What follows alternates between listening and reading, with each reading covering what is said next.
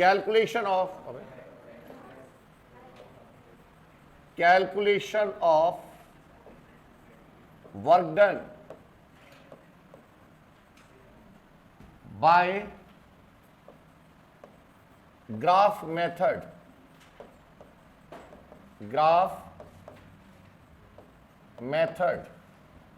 ठीक है।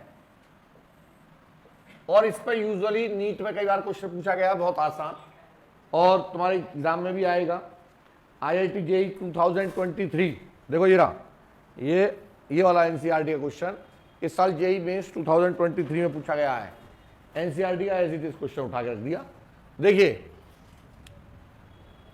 तो ग्राफ मेथड में मैंने क्या बताया था, graph is a pictorial representation which draw between two physical quantity and gives the information about the third physical quantity, और third physical quantity either may calculated by slope और area under the graph, ठीक है। अब सुनो ध्यान से कि बेटा स्लोप हम कब लगाते हैं और एरिया कब निकालते हैं। तो सुनो, जैसे मेरे पास ये है y and x, we have two physical quantity, we have two physical quantity। अब यदि पहला case by the division of y and x, if we are getting a third physical quantity in result we always calculate slope of the graph। क्या calculate करेंगे? Slope. और slope का formula क्या है? m is equal to tan theta is equal to y2 minus y1 upon x2 minus x1। This is the slope, ठीक है। और दूसरा मेथड क्या है बेटे? By product of y and x, if we gate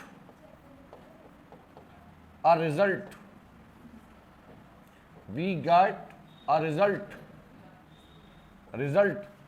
we calculate area under the graph,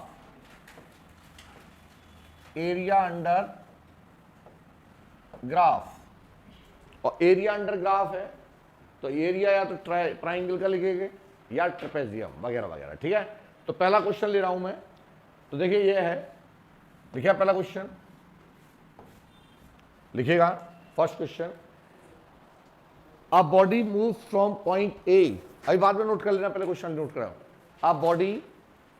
A body moves from point A, to B under the action of a force, varying in magnitude,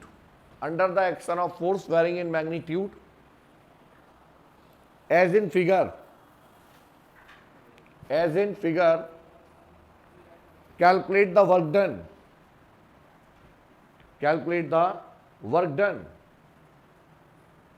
तो देखिए क्या है diagram, ये है बेटे,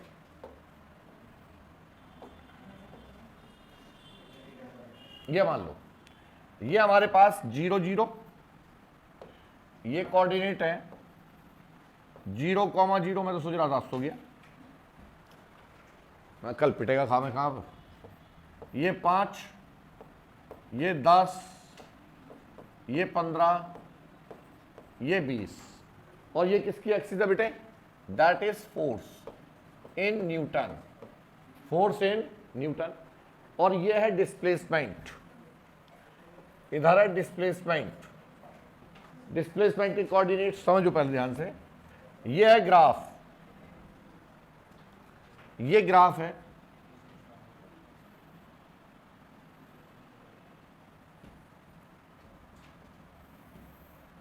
ये कुछ graph है इस टाइप से, या ज़्यादा हो गया, ठीक है, ये मान लो, समझिएगा यहां पर क्या है,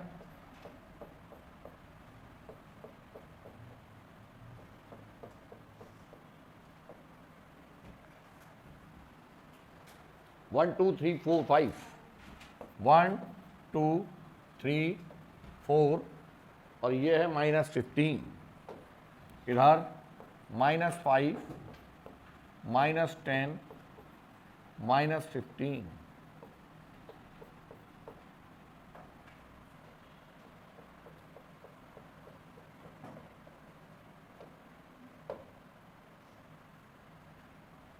और ये है 5।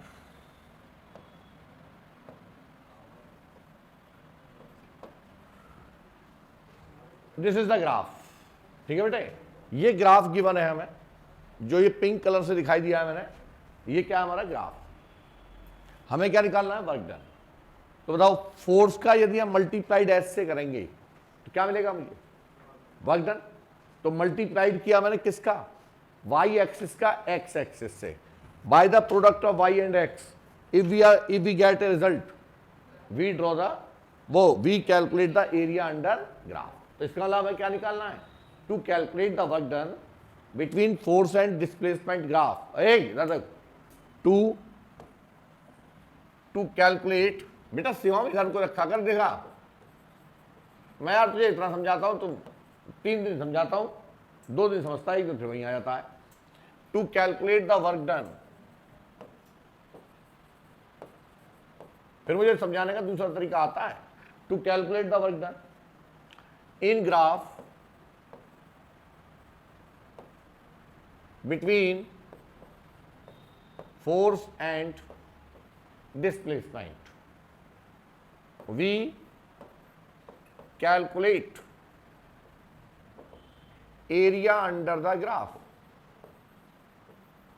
अंडर, एक क्वेश्चन कर लो सब समझ में आ गया, अंडर ग्राफ, ठीक है। तो बताओ इसका एरिया क्या होगा, यहां पर क्या बनना है बेटे, ये this is rectangle, this is rectangle. एक ग्राफ ये हो गया, कितने ग्राफ दे रहे हैं, यहां पर कितने ग्राफ दिखाई दे रहे हैं, तो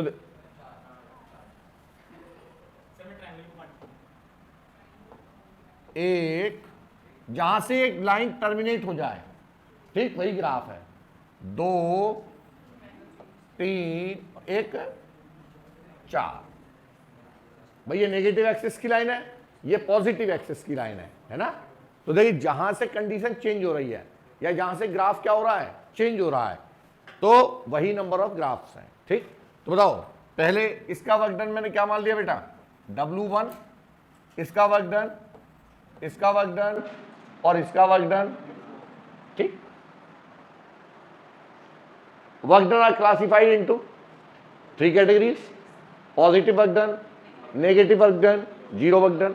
जब हम ग्राफ अप्लाई कर रहे हैं तो इस एक्सिस से ऊपर सभी वर्क डन कैसे होंगे, और इस एक्सिस से नीचे, अरे आगे बात समझ में, तो नेट वर्क डन कितना हुआ बेटे, W net is equal to W1 plus W2 plus W3 plus minus, अब चूंकि ये नेगेटिव वाला है तो क्या लिख दो, माइनस।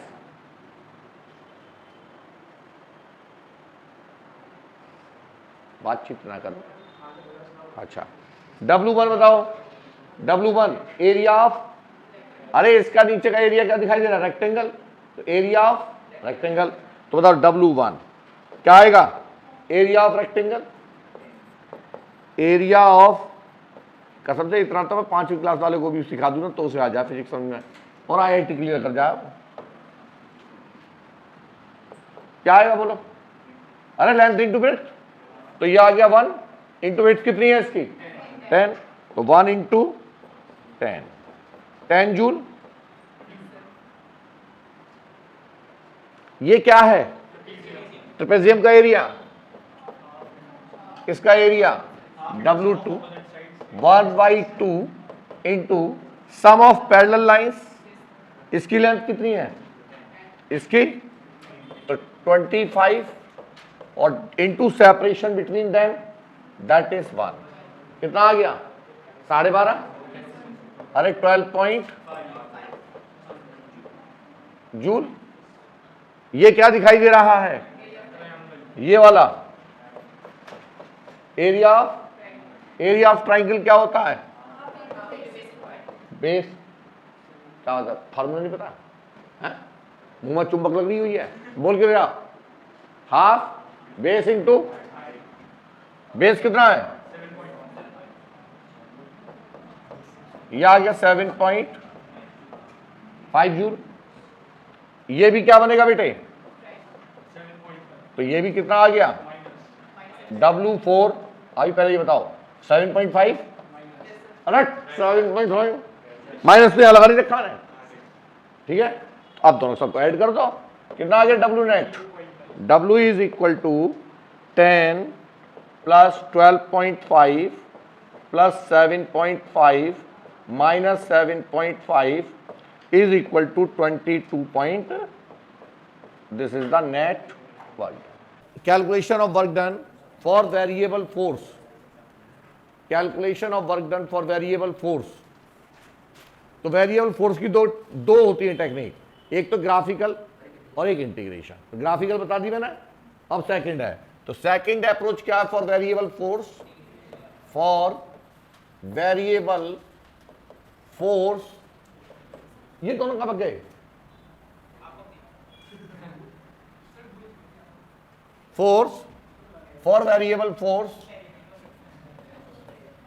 इंटीग्रेशन। कोई बात नहीं, आज इनके घर पे फोन पहुंच जाए। हाँ, इंटीग्रेशन मेथड, इंटीग्रेशन मेथड, ठीक है। अब सुनो बेटे ध्यान से, इंटीग्रेशन में केवल एक फार्मूला याद रखना है।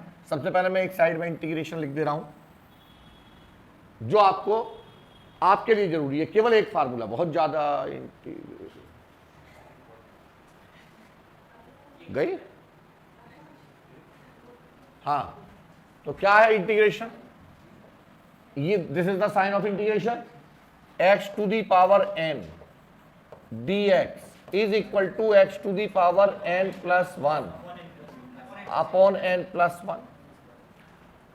इंटीग्रेशन, ठीक है। अब जैसे यदि लिमिट के अंदर दिया है तो यहां, अरे इधर देखो, x1 to x2, तो हम put the square bracket and apply the lower limit and upper limit. ये है रिप्रेजेंटेशन। जैसे मैंने कहा integration x cube D x,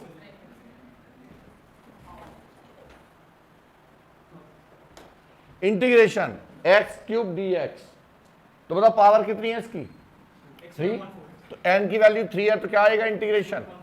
x to the power 4 upon, और सपोज मैंने यहां लगा दी लिमिट -1 से लेकर 2 तक, है ना। ये बाउंड्री हो गई। क्या हो गई हमारी कि x कहां से कहां तक वेरी कर रहा है? 1 से, तो -1 to 2। अब इसको एक्सपेंड करना होगा, तो 1/4 तो बेटे बाहर आ गया, कांस्टेंट है। अब in place of x put the upper limit. Upper limit क्या है? तो ये हो जाएगा 2 to the power 4 -1 to the power 4। क्या आ गया रिजल्ट? 1/4 ब्रैकेट 16 -1 की पावर 4 का मतलब 15/4। इस तरीके से सॉल्व करेंगे जब भी हमारे पास क्या आएगा? इंटीग्रेशन, ठीक है। अब सपोज मैंने बेटा ये लिखा इंटीग्रेशन 5x स्क्वायर dx, समझ, तो क्या होगा? 5 बेटे बाहर आ जाएगा, मल्टीप्लाइड में है, प्लस में होता तो दोनों का अलग अलग निकालते, तो 5 तो बाहर आ गया, और x क्यूब का और x स्क्वायर का क्या हो जाएगा? x क्यूब अपॉन 3, अरे n प्लस 1 अपॉन, ठीक। क्वेश्चन है, लिखो। अ पार्टिकल मूव्स, बाकी इंटीग्रेशन वीडियो पे देखेंगे आप। बाकी के लिए क्या है?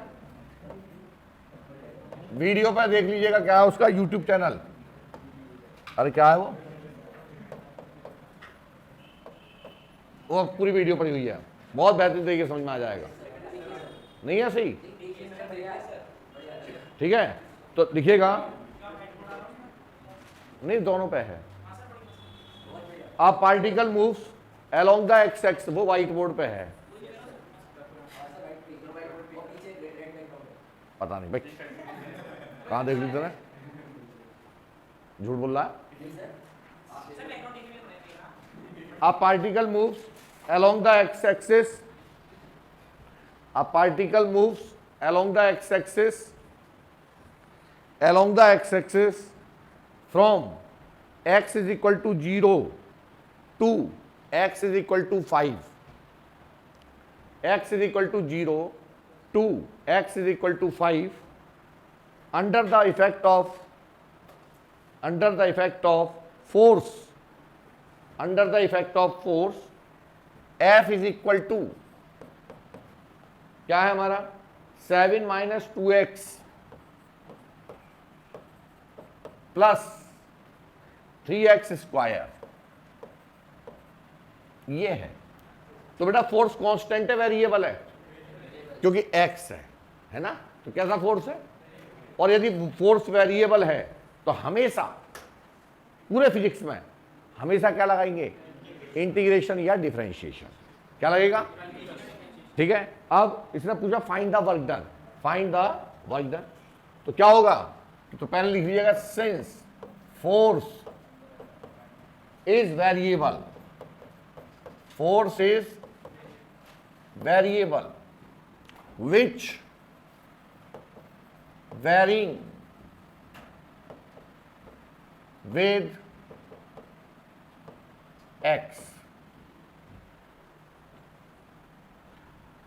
W is equal to integration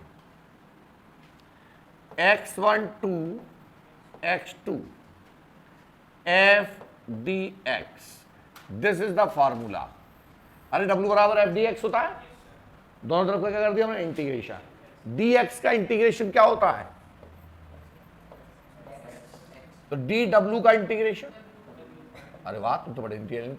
तो हमने dw का इंटीग्रेशन किया तो कितना आ गया, w, तो w that is the work done. तो work done is equal to integration of f dx from x1 to x2। तो बेटा जी यहां पर अब कैसे निकलेगा हमारा integration, w is equal to integration कहां से कहां तक, 0 to 5, 0 to 5, और f की वैल्यू पुट कर दो, 7 माइनस